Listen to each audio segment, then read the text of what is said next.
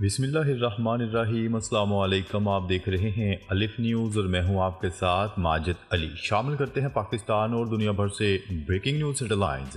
Iran Israel کو جواب دینے کی تیاری کر رہا ہے۔ ایران اسرائیل کو 26 اکتوبر 2024 کے تہران پر میزائل حملوں کا منہ توڑ جواب دینے کے لیے تیاری میں مصروف ہے۔ الجزیرہ کی رپورٹ کے مطابق ایرانی سپریم لیڈر آیت اللہ خامنئی کے مشیر علی لاریجانی نے تسنیم نیوز ایجنسی کو دیے گئے انٹرویو میں بتایا کہ ایران اسرائیل کو جواب دینے کے لیے تیار ہے۔ 26 اکتوبر 2024 کو تہران کی جانب سے اسرائیل پر تقریباً 200 بیلسٹک میزائل فائر کیے جانے کے بدلے میں اسرائیلی لڑاکا طیاروں نے ایرانی فوجی اہداف پر میزائلوں سے حملہ کیا تھا۔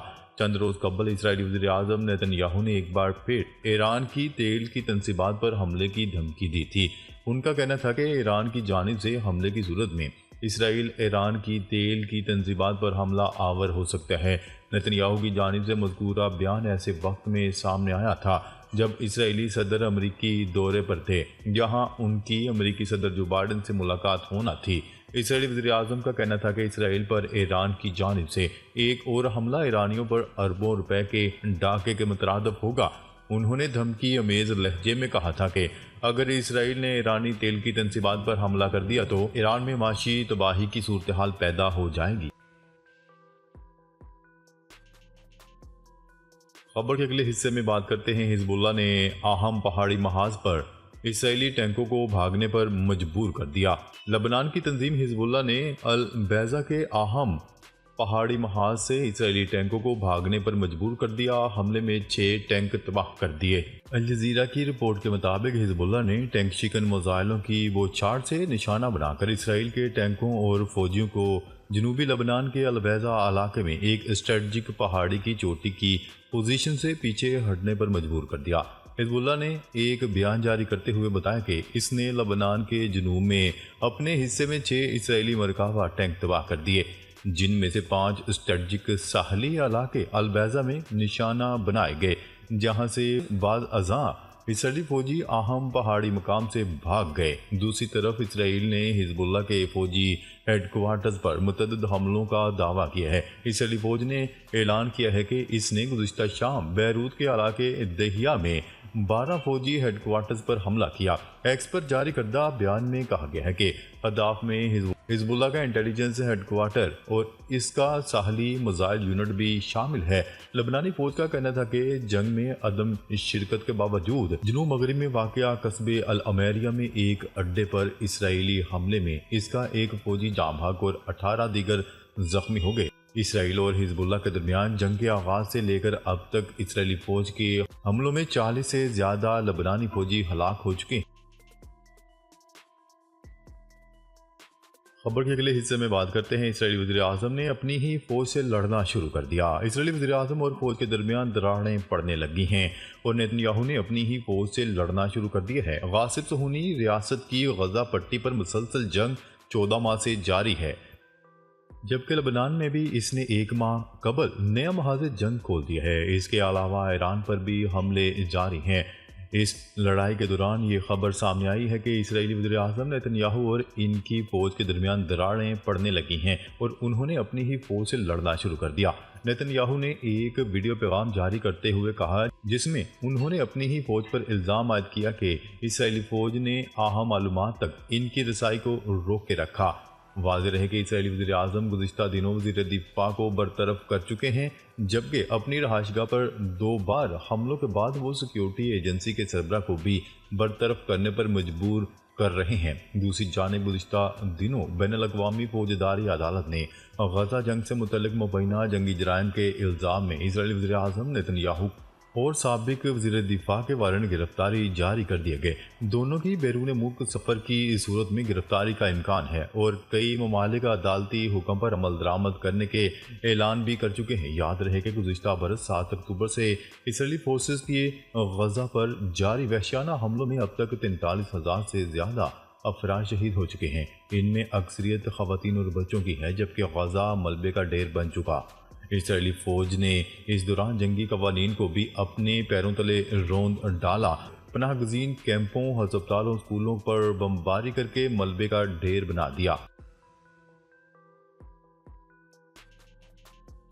खबर के अगले हिस्से में बात करते हैं। तेल अवीव बेन गुरियन एयरपोर्ट पर फ्लाइट ऑपरेशन आर्जी तौर पर मअतल। लबनान से इसराइल पर रॉकेट हमले जारी हैं। तेल अवीव में बेन गुरियन एयरपोर्ट पर फ्लाइट ऑपरेशन आर्जी तौर पर मअतल कर दिया गया। इजरायली मीडिया के मुताबिक हिजबुल्लाह ने 250 रॉकेट दागे, जिससे 6 इसराइली जख्मी हो गए, जबकि गाड़ियों को शदीद नुकसान पहुंचा, जबकि एक फैक्ट्री को भी निशाना बनाया गया। लबनानी वज़ीर सेहत ने दावा किया है कि इसराइली बमबारी से लबनान में एक ही रोज़ में 84 अफराद शहीद हो गए। इसराइली मीडिया का कहना है कि हुकूमत ने इसराइली अखबार हार्टीज़ के तमाम इश्तिहारात बंद करने का फैसला किया है। मीडिया रिपोर्ट के मुताबिक नेतन्याहू हुकूमत का अखबार से हर तरह का ताल्लुक ख़त्म करने का फैसला किया गया। हार्टीज़ अखबार नेतन्याहू हुकूमत पर कड़ी तनकीद करता रहा है। गुज़िश्ता साल अक्टूबर से जारी इसराइली हमलों से लबनान में 3754 अफराद शहीद हुए। हिजबुल्लाह ने अशदूद बहरी अड्डे पर भी ड्रोन हमलों का दावा किया। दूसरी जानिब इसराइली फ़ौज के लबनान पर हमलों में तेज़ी आ गई। एक रोज़ में 84 अफराद शहीद। फौजी चेक पोस्टों पर हमलों में 2 लबनानी फौजी भी शहीद हो गए। गजा पर इसराइली बमबारी से मज़ीद 40 से ज़्यादा फ़लस्तीनी शहीद हुए। हमास ने रफ़ा में इसराइली फ़ौजी गाड़ी पर रॉकेट हमला कर दिया, जिसमें मुतअद्दिद फौजियों की हलाकत की इतलात हैं। खबर के अगले हिस्से में बात करते हैं। हिजबुल्लाह को टारगेट करते लबनानी फौजी अड्डे को निशाना बनाने पर इसराइल ने माफ़ी मांग ली। इसराइली फ़ौज ने जनूबी लबनान में लबनानी फौजी अड्डे को निशाना बनाने पर माफ़ी मांगी। एक फ़ौजी हलाक और 18 जख्मी हुए थे।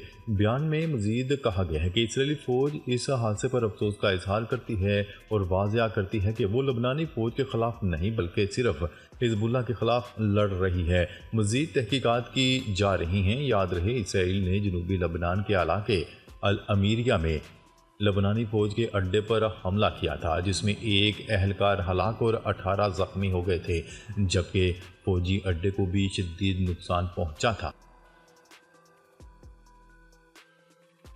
खबर के अगले हिस्से में बात करते हैं। हिजबुल्लाह और इसराइल सीज़फायर तक पहुंचने के लिए दस्तयाब मौक़ा से फ़ायदा उठाएं। फ्रांस ने बड़ा पैगाम जारी कर दिया।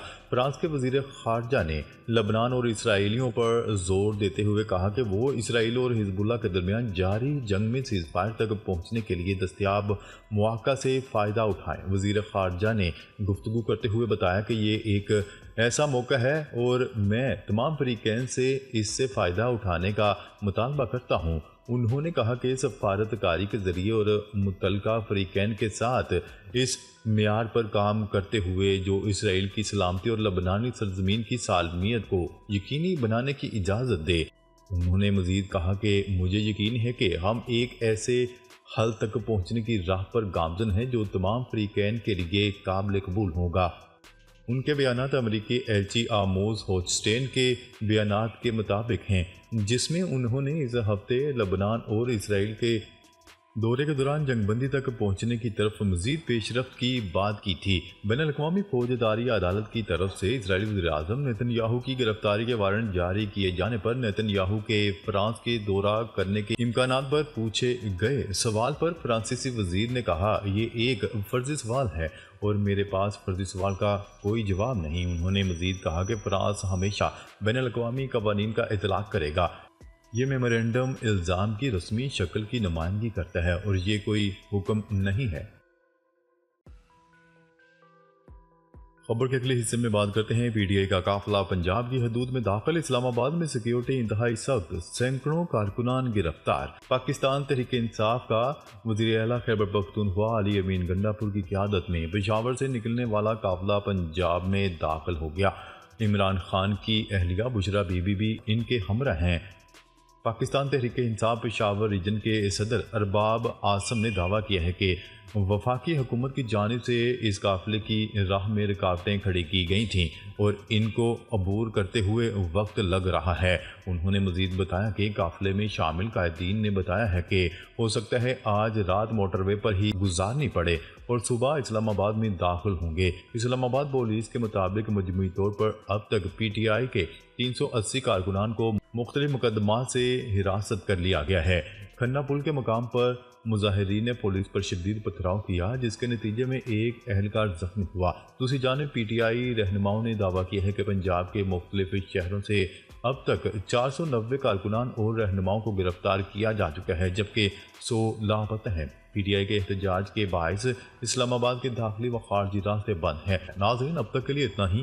مزید خبریں لے کر بہت جلد آپ کی خدمت میں حاضر ہوں گے، تب تک کے لیے اپنا خیال رکھیے گا۔ اللہ نگہبان۔